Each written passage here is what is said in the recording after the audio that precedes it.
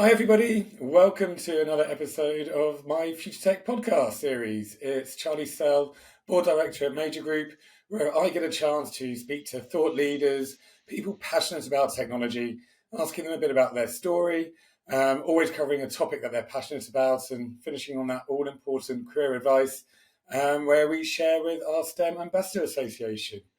So I'm really pleased to have Andy Gibson with me today. Andy is a software engineering consultant, currently engaged at Clearbank. Clearbank are one of the fastest growing digital banks European-wide. And Andy is absolutely leading the way, looking at ways of transforming and implementing AI and best practice software techniques, and a really, really passionate person when it comes to this sort of topics. So really looking forward to discussing a bit more about that in the podcast. Andy, welcome to the podcast. Thank you. Good to be here. Let's jump straight in and tell me a bit about your story. So, how did you get into technology? Yeah, sure. So a little bit unorthodox for me. I didn't actually start off in technology. I started off doing a law degree, which isn't the sort of standard route into technology. So did a law degree while I was doing my degree, was working part-time for Tesco Bank, and actually got the opportunity to do some software testing for them. So started to enjoy that. Software testing led to test automation, which led to learning to code, which eventually led to moving into a software engineering role. So was a software engineer for a while in the Northeast, which is where I'm from, in Newcastle, and then realised to sort of progress my career, at least at that point, before remote working was such a thing. I was going to have to move to London, so moved to London, and actually the first job I applied for in London was as a sort of founding engineer at Clearbank. This is way back at the beginning of 2016. So was, I think, something like engineer number 4 or 5 at Clearbank. Joined them when they were still in a tech incubator, working from a basement, like that old cliche of the dev team in the basement. And then spent about 6 years at Clearbank, actually. So taking them from, startup where they didn't even have a banking license, all the way through to getting a full banking license, integrating directly with all the payment schemes in the UK. All of the classic early startup stories of pulling all-nighters to hit deadlines, all that kind of stuff. All the way through to them being a fully operational and actually profitable bank. And actually, at the start of or the end of 2021, it felt like a sort of natural time to leave Clearbank. Like we'd done and achieved a bunch of stuff there. They were profitable, and it felt like a sort of natural moving on point. So that's what I did for a big part of 2022. Went and did consulting for a bunch of different companies on their sort of cloud architecture, and using experience from the Clearbank journey to help them out with what they were doing. And then Tom Harris got in touch sort of summer 22, and I know you've had Tom on the podcast before. And he convinced me to come back to Clearbank. What they were doing then was actually expanding into Europe, so launching the European bank. So I spent the last year helping them do that, build out the tech platform, and get that ready for as soon as they get the European license, which is now imminent. And then finally, where I am today is still at Clearbank, at least for the rest of the year. And as you mentioned at the top of the call, now helping them with their strategy for implementing generative AI and how they can use that to solve some of their operational problems. As you can imagine, a sort of like fully operational, fully regulated bank has a bunch of manual processes and sort of operational inefficiencies. But it's sort of natural for any company like that. And now with current AI technology, there's a real opportunity to streamline a lot of those. So that's what I'm working on at the minute. Yeah, wow. And, anyone who hasn't really heard of the journey that Clearbank's gone through, it's a real success story. And knowing that you're one of the original core engineering team, that's something to be very, very proud of. And Yeah. yeah. And as you say, now what you're doing with AI, and we've had lots of long chats about this. I think we're both equally passionate. Well, you're absolutely on the forefront of this. I'm more of a witness to the advancements of it. But talk to me a bit more about where you see generative AI and what your view is on how that's going to actually benefit industry as much as the people within the industry. Yeah. So there's a few places we can start on that. I will maybe I'll just say a little bit about my background in this area because again I don't have a sort of traditional background in data engineering.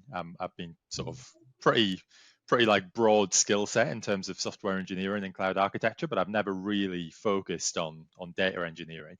And I think that's maybe an interesting point to start on because I think one of the really exciting things about generative AI um, is how much it's lowered the barrier to entry for sort of standard software developers who aren't necessarily experts in the traditional sense in AI. So I think this is one thing that we've talked about before is like what are some like parallels you can draw on previous technology movements. And one thing that you suggested was actually there's a lot of parallels with when cloud computing was becoming a big thing, and a few different parallels. What one is like the lowering the barrier to entry, where 10 years ago, before the cloud was a thing, hosting sort of complex infrastructure and complex architectures, you really did need a specialist team to do that. You needed data centers, you needed sort of infrastructure experts, sysadmins, all those sorts of roles. And then as the cloud became more of a thing and got adopted really widely, you opened opportunities for like single solo developers to launch sort of complex applications at the click of a button, which was absolutely fantastic for everyone. It was sort of democratizing software hosting and deployments. And I really think like current generative AI technology is doing the same thing. Not just OpenAI, there's a bunch of other companies doing it. But the fact that you now have these sort of super powerful, cutting edge AI models behind an API. It's a single API call. You call an API and you have access to these things. I think is just absolutely amazing. So there's now currently it's almost overnight. It's gone from there's a whole category of problems that you previously would have needed like a specialist AI ML team to help you solve, and it's now either those capabilities can just be embedded directly in a product engineering team, or even just like if you're starting a side hustle on your own as a solo developer, you've got all of these capabilities at your fingertips, and that's not only to build into your product, but also on the operational side of things. So again, certain businesses where previously, you might have needed to hire a small operations team to answer customer queries or do a bunch of other operational stuff. The sort of the dream of a no ops company where you really don't have to do any of that manually is now really a reality with new AI technology. So I realized like that introduction, it sounds a bit like I've completely drank the Kool-Aid on OpenAI, and I feel like I have a little bit, but I do think there's a lot of substance there, and I think it's going to really change the world over the next few years. Yeah. And it is. I mean, I just think it's the most exciting growth journey that we've got since cloud, as you mentioned earlier, since sort of cloud technology becoming embraced. Yeah, And what's your thoughts, though? Because obviously, what people are also quite worried about AI. Is it going to replace jobs? Is it yeah. secure? Is it going to people keep referring back to Terminator and Skyscanner. The whole sort of will it take over? But if we just focus on probably something a bit more relevant, which is the jobs. What do you think AI will do in regards to the industry and opportunity for people to build careers? Yeah, and I agree. I think that is the right thing to focus on because you do. I mean, you can get into very sort of philosophical conversations about what this looks like in 20 years' time, or 30 years' time, or whatever it is, and that they are important conversations to have. But exactly like you say, there's some really like immediate term, practical, pragmatic conversations that we should be focusing on first. I totally agree with that. I think it's going to affect a lot of jobs. It's not just going to be software development. It's not just going to be sort of customer service jobs or content creation jobs. Like across the board, there is going to be there's going to be a huge amount of sort of upheaval. So maybe if we just focus on a few different sectors, and we can talk about them. I mean, I think like what I'm probably most qualified to talk about is software engineering. Like how do I think this is going to affect software engineering? I think most developers that I speak to are not in the state of mind at the minute where people are like worried about their job being replaced. And actually, in the next sort of like medium term, next few years, I don't think that's realistic either. I think what AI, the current sort of LLM generative AI technology, I think how it will be used in the next few years is it will just be embedded as almost like a co-pilot that's just going to help you do your job much better. So I think rather than replacing jobs, at least in the short to medium term, I think it's just going to increase productivity, especially in like software development. If you just think like how much repetition and sort of boilerplate code people write day to day, and that's not the valuable thing, right? Like if you can get an AI to do the thing that is boring about your job that you can sort of do without even thinking about, that you've done 100 times in the last month alone, then I think that's a good thing. And I think what it actually frees you up to do as a software engineer is think more about problem solving, which is actually where the value comes from these roles, right? It's not about who knows the most sort of detail about a particular programming language and who can write the most pristine code. It's actually who can solve business problems. And if we can sort of offload some of that onto AI, some of the sort of like more menial parts of the job to AI, then I think that's only a good thing. I think that applies to a bunch of other sectors as well, not just software engineering. Like there's a bunch of, and again, this comes back to like what we're implementing at Clearbank at the minute. A lot of the approaches that we're taking for how we introduce AI is to introduce it as a co-pilot. We're not introducing it as this thing that you give full autonomy to, and now it just completely does someone's job. It's actually how we're implementing it is to embed it in existing manual processes, and the things that someone would have to go off and do manually. Now the AI can just sort of give them a summary. They're still making a decision. That the human is still completely, in the decision flow. It's just they're more productive, and the AI is really helping them out with that. Now, longer term, and we're getting now into an area, I guess, where I'm not too qualified to speak, but I guess long term that jobs will start to be replaced. Like there's definitely a certain category of job where you can imagine, well, we can now just completely automate that, even with current AI technology. So what that means in terms of the economy, in terms of like people having to retrain and go into different jobs, like I don't know, but there's definitely going to be some big upheaval in the next few years. Yeah, I've Yeah. no doubt about that. Yeah, and again, I totally agree with you. I think the positive way I look at it is yes. I couldn't agree with you more about replacing low level parts of your job, the boring parts of your Mm. job, and I love the term co-pilot, using AI as a co-pilot. Um, but I think the nice thing is it's also going to create new jobs that haven't even been invented yet. Yeah, Even for the most basic of prompt engineering, which has been this thing that's been coming now, how to actually use AI and get the best benefits of it. So I yeah. think that retraining is absolutely going to happen. But I'd like to think it's going to be retraining into future roles, future careers that may not even be around now, but will be much more fulfilling. Yeah, I agree with that. And you actually touched on something like just the fact that a technology that is this early on, this nascent, it is so hard to predict how it is going to affect things. Almost impossible, right? It's because this thing just by its nature is completely non-deterministic, right? Like you don't know like how these models are going to grow, what they're going to be capable of, and then how people are going to interact with them, and therefore how is that going to affect the bigger system of the economy and jobs and that kind of thing. So it's really just something to watch really closely. I'm sort of like super excited about it. I'm very optimistic about it. I think it's going to do. I think it's going to do great things. We didn't touch there on you mentioned something about like security and like worries that people have about implementing AI. And I think that's also like a really important part of it. Again, like any new technology, like there are going to be like a few things that we really have to think about.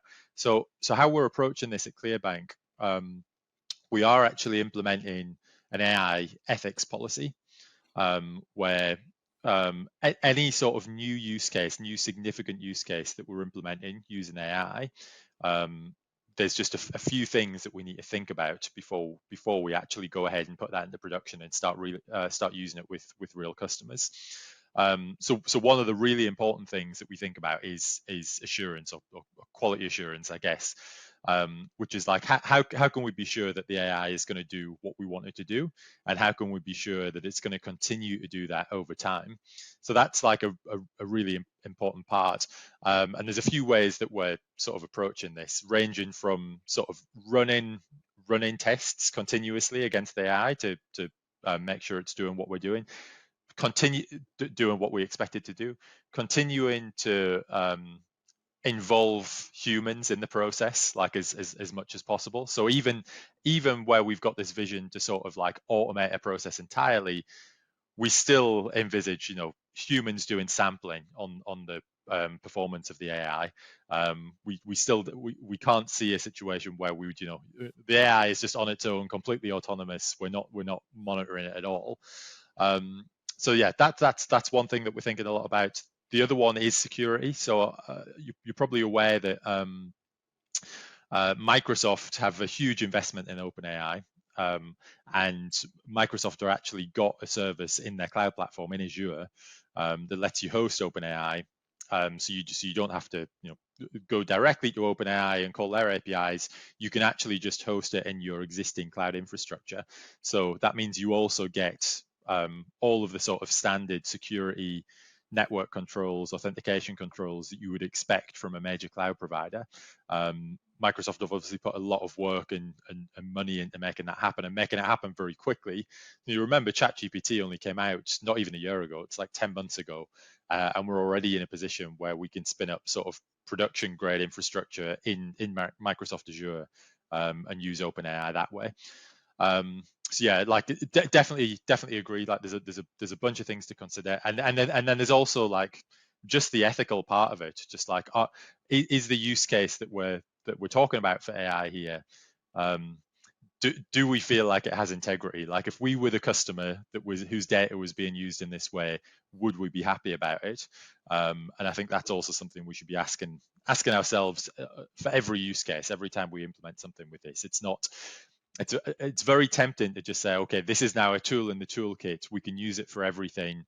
It's just another piece of software. I think I think you need to think a little bit more deeply about it than that, and just be a bit mindful of, the use cases here can quickly get away from you if you are sort of like ceding too much control to the AI, if you know what I mean. Yeah, and thank you for that, because I think that that's the other thing people are just so keen to know about, that from not just about the jobs and the future of it, security of it, and what Microsoft are doing in regards to keeping it within one cloud infrastructure. It's I mean, it feels like it's just evolving at a million miles an hour, and for me, in a good way. I think if you embrace this, if we embrace this,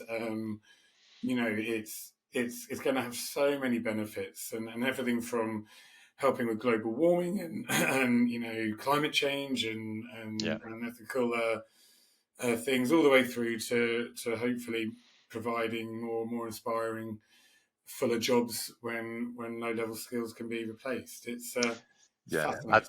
I think that's a really good point actually. Like, because what I'm working on at the minute, in the grand scheme of things, like adding operational efficiencies to the bank, it's not changing the world, right? But you are absolutely right. There are some sort of like humanity level sort of huge problems that can also be eventually start to be solved with this sort of technology. So Yeah, I totally agree. There is some really exciting things going to happen in the next, well, already happening, but imagine where we're going to be in 5 to 10 years time. yeah.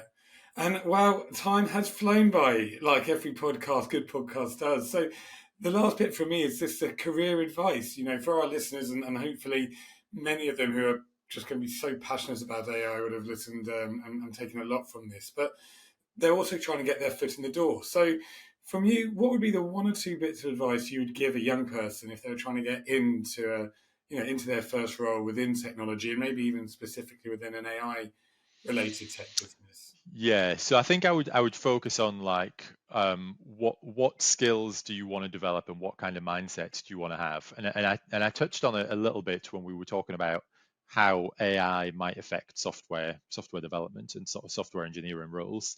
And what I said was, well, AI is going to do the sort of more menial bits, the sort of writing boilerplate code and that kind of thing, and the software engineer's job is going to be about solving problems and delivering value.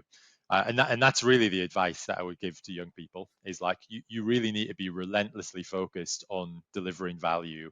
Um, the reason that you're hired for a company is to solve problems and add value to their product. I think a trap that I see a lot of younger engineers, younger tech people fall into is to focus too much on the tech, right? Like it's definitely important to have technical foundations and to understand like why you're doing what you're doing and how your technology stack works and all that kind of thing. But at the end of the day, customers don't care what your code looks like. In fact, no one probably outside of your immediate development team cares if you've got pristine code or what design patterns you've used or anything like that. People care, have you got a working product? Have you got a testable product that is quality and that delivers value to customers? And I think people just need to be relentlessly focused on that. What you'll find throughout your career, and this is especially true in banking and regulated industries, there are many people whose job it is to find problems, to point out problems, and rightly so, right? You need those checks and balances, and you need people in those sort of second and third line roles in places like banks. But that's not what software engineering is. You need to find the problem and you need to understand it 100%, but you need to come up with solutions to it. And I think having that mindset and having that at the front of your mind in everything that you do is the advice that I would give to people. Yeah, and I think that's brilliant advice. That solution mindset is just so important, and for me, that goes beyond software engineering. That should be a mindset for anyone who is trying to add value in whatever job role they have. But to relate it to our young listeners who are wanting to get into a tech business, that I think is what employers are really looking for. You can Yeah. teach a lot, but what you probably can't teach is a mindset to want to be able to work out, take things apart, get it, find out what the problem is, but exactly as you say, to then provide the solution. So, Yeah.